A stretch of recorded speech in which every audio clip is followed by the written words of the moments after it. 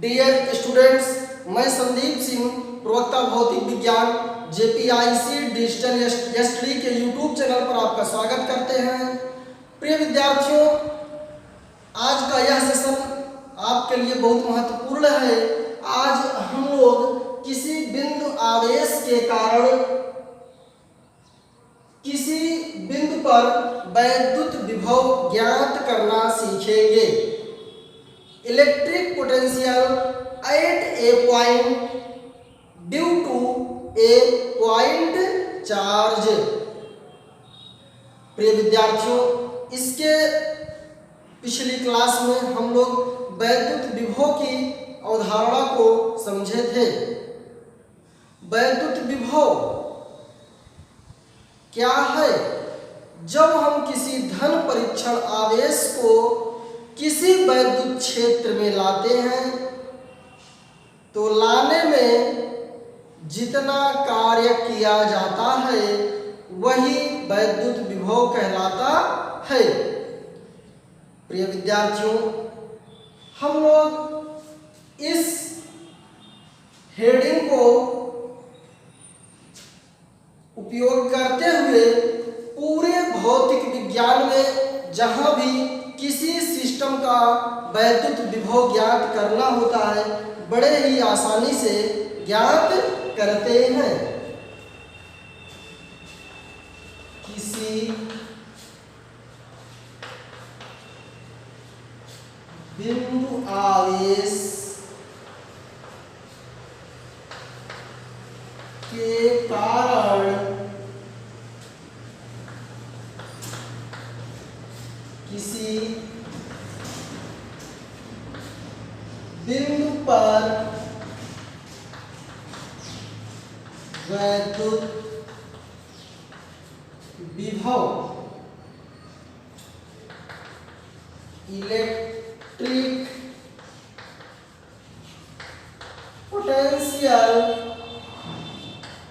Due to a point. Electric potential at a point, electric potential at a point due to a point charge. Point charge, बिंदु आवेश। सबसे पहले lecture में आपको हम बताए हैं बिंदु आवेश क्या है। दो आवेशों के बीच की दूरी के सापेक्ष उन आवेशों की विमाओं का बहुत कम होना बिंदु आवेश कहलाता है। क्या कहलाता है? बिंदु आवेश कहलाता है। यहां पर माना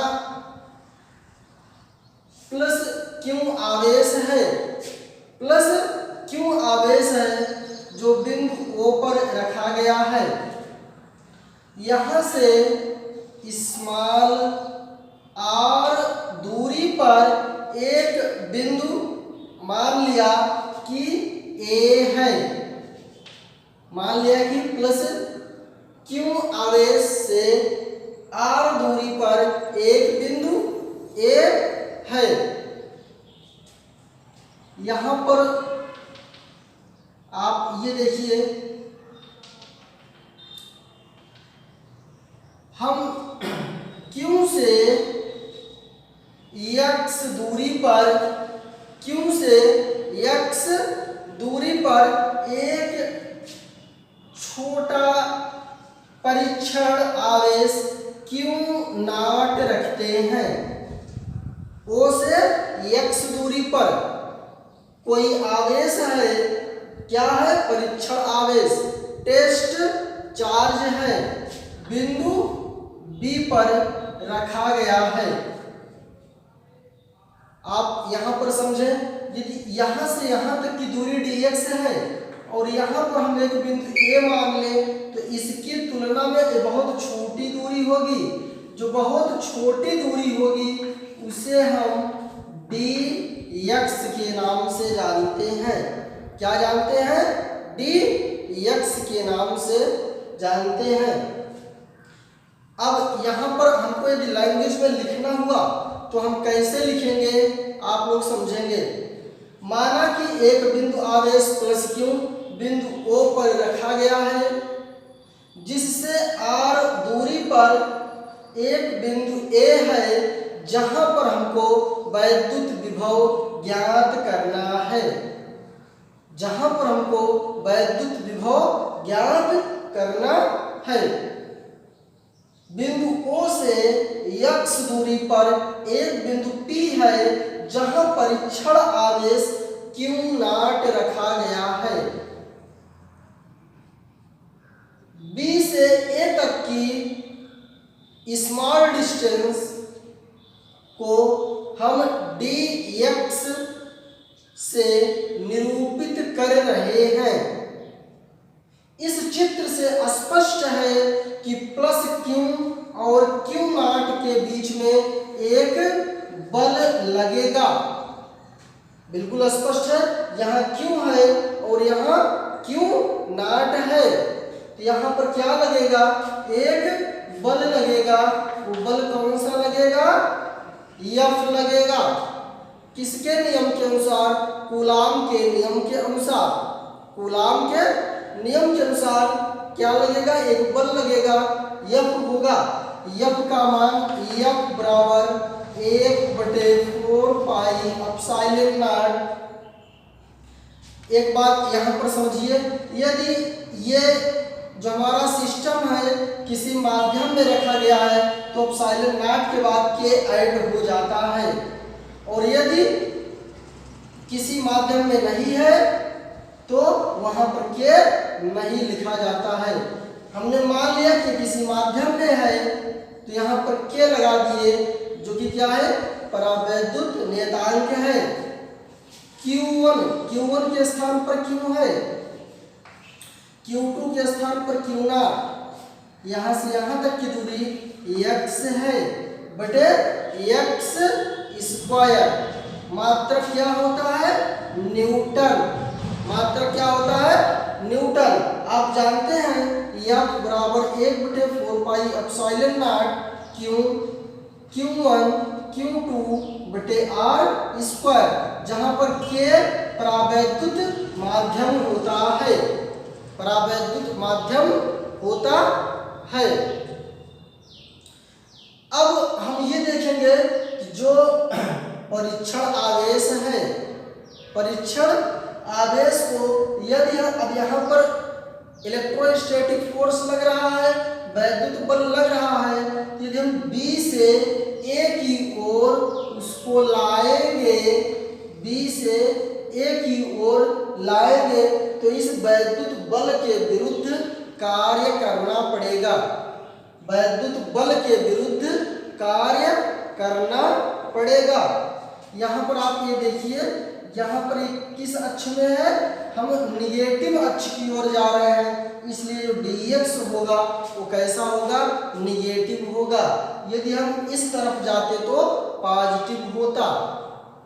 बिल्कुल बात स्पष्ट हुई होगी।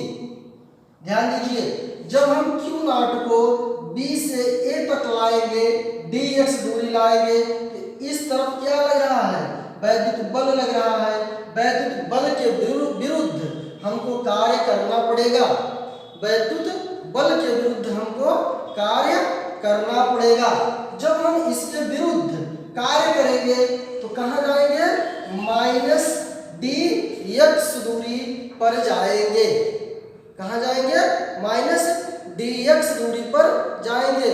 और किया गया कार्य आप जानते हैं, W बराबर क्या होता है, बल गुणे विस्थापन होता है।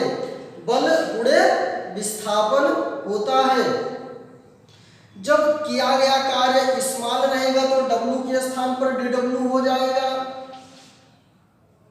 तो यहां पर देखिए dW बराबर वैद्युत बल गुणे विस्थापन, W बराबर F इंटू डी, W बराबर F इंटू डी। अब यहाँ पर वैद्युत बल का मान आप ये देख रहे हैं 1/4 के Q0/x स्क्वायर। देखिए माइनस dx हमने लिख दिया क्योंकि ये विस्थापन है, चिन्ह सहित लिखा जाता है। -1/4 के Q0/x square into dx dw। इसका मात्रक क्या होता है? जूल होता है। कार्य का मात्रक क्या होता है? जूल होता है। अब देखिए, अब ये तो स्मॉल डिस्टेंस तक लाए तो इतना कार्य किया गया, स्मॉल डिस्टेंस तक लाए तो इतना कार्य किया गया। यदि हम प्लस Q0 को अनंत से Q0 को हम अनंत से बिंदु A तक लाते तब क्या होता? यदि Q0 को अनंत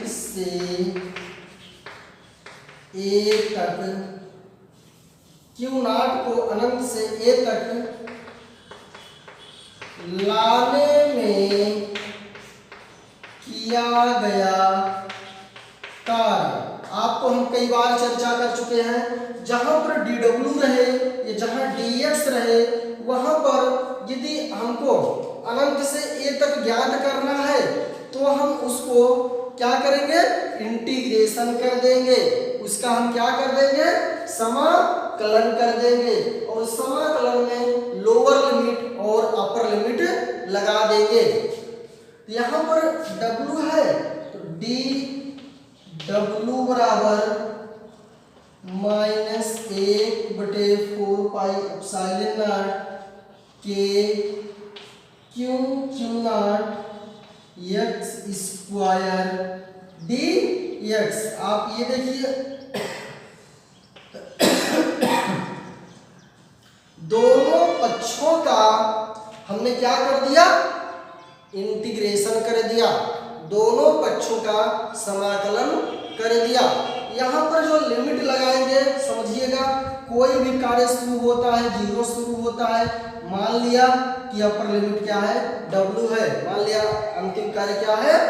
w है। यहाँ पर dx है, कहाँ से आ रही है? अनंत से आ रही है। कहाँ से आ रहे हैं? अनंत से आ रहे हैं। कहाँ तक जा रहे हैं? a तक, अर्थात r दूरी तक। आप ये देखिए, इसे लोअर लिमिट पढ़ते हैं, जो क्या है? Lower limit. और w को क्या कहते हैं? Upper limit. इसको क्या पढ़ते हैं? Upper limit. ठीक। अब यहाँ पर आप देखिए, यहाँ w का तो क्या हो जाएगा? d, चूंकि इंटीग्रेशन का सूत्र होता है dx का x हो जाता है, तो dw क्या हो जाएगा? w हो जाएगा। w का dw हो जाएगा। यहाँ लिमिट उसी प्रकार से लगा देंगे, अपर लिमिट w और लोअर लिमिट 0 बराबर। यहाँ पर कांस्टेंट 1/4 Q0 माइनस dx बटे x स्क्वायर ले लिए। अब यहाँ पर आप देखिए, x स्क्वायर को हम ऊपर ले जाएंगे। जब हम ऊपर यहाँ पर करके आपको दिखा दे रहे हैं, आप ये देखिए -2 dx हो जाएगा। जब ये -2 dx हो जाएगा, यहाँ इंटीग्रेशन का फार्मूला -n+1 ये हो जाएगा x की पावर -1, यहाँ -1 हो जाएगा, -1/x हो जाएगा। देखिए -1 तो रहेगा, इसको नीचे आ गया, -1/x हो गया। यहाँ पर हो जाएगा 1/4 के Q0। ये माइनस और वो माइनस क्या हो जाएगा? प्लस हो जाएगा। यहाँ क्या हो जाएगा? 1/x हो जाएगा। क्या हो जाएगा? 1/x। यहाँ पर लोअर लिमिट आप इनफाइनाइट लगा दिए और अपर लिमिट r लगा दिए। यहाँ पर आप जानते हैं कि इंटीग्रेशन का नियम है upper limit minus lower limit. w के स्थान पर w लिखेंगे, फिर w के स्थान पर 0 लिखेंगे। ये क्या हो गया, w 1/4 pi epsilon not k 1/r, x के स्थान पे r लिख दिए। अब r के स्थान पर लोअर लिमिट, लोअर लिमिट लिख दिए। आप जानते हैं कि इनफाइनाइट मतलब 1/0, यहाँ 1/0 लिखेंगे तब भी क्या आएगा, 0 ही आएगा। तो w बराबर हो गया 1/4 पाई एप्सिलॉन नॉट k, यहाँ पर क्यू नॉट मिसप्रिंट हो गया था, क्यू नॉट बटे आर हो गया। बिल्कुल स्पष्ट हुआ होगा। बहुत ही हम सरल तरीके से आपको बताने का प्रयास कर रहे हैं। अब आप देखिए, प्लस क्यू के कारण बिंदु ए पर प्लस क्यू के कारण बिंदु ए पर वैद्युत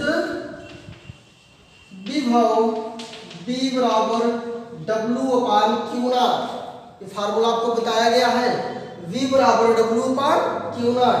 तो B बराबर 1/4 pi epsilon not Q0 R, और ये वाला Q0 यहाँ हो गया। अब यहाँ पर आप देखिए, इससे कैंसिल हो गया, B बराबर 1/4 पाई एप्सिलॉन नॉट के Q/R हो गया। यही हमारा सूत्र हो गया।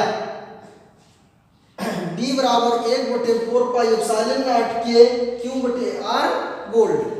यदि हम निर्वात की बात करें, निर्वात अथवा वायु के लिए K बराबर 1 हो जाएगा, तो हो जाएगा B बराबर 1/4 pi epsilon not Q/R volt. बहुत महत्वपूर्ण सूत्र है। E बराबर 1/4 pi epsilon not Q/R square आता था। याद करिए, आपको हम बताए हैं किसी बिंदु आवेश के कारण वैद्युत क्षेत्र की तीव्रता ज्ञात करना। यहाँ पर किसी बिंदु आवेश के कारण किसी बिंदु पर वैद्युत विभव ज्ञात करना। V बराबर 1/4 pi epsilon not Q/R volt. ये आपने देखा। यदि यहाँ पर प्लस क्यों था, समझिएगा, यहाँ पर प्लस क्यों लिया था हमने, तो B बराबर इतना रिजल्ट आ गया। यदि Q के स्थान पर हम माइनस क्यों लिए होते, तो B बराबर -1/4 पाई एप्सिलॉन नॉट Q/R हो जाता। आप ये देखिए, इतने वोल्ट। B बराबर 1 माइनस प्लस क्यों जहां था वहां माइनस क्यों हो जाता, तो -1/4 pi epsilon not Q/R volt. आप जानते हैं वैद्युत विभव एक अदिश राशि है, और हम प्रायः अदिश राशियों को बीजगणितीय विधि से जोड़ते और घटाते हैं। क्या करते हैं, बीजगणितीय विधि से जोड़ते और घटाते हैं। यदि हम इनके बीच में ग्राफ देखें, तो graph between V and R, आप ये देखिए, V हो गया, और ये आप जानते हैं इस प्रकार से अति परवलयाकार होता है। B is inversely proportional 1/R। वहां पर भी हम आपको बताए थे, जब यहाँ पर 1/R² होता तो ये ग्राफ यहाँ से उठा करके यहाँ से ले जाते, इस प्रकार से ले जाते। बिल्कुल स्पष्ट हुआ होगा। आप लोग इस पूरे वीडियो में सक्रिय बने रहे, इसके लिए आप लोगों को बहुत बहुत धन्यवाद।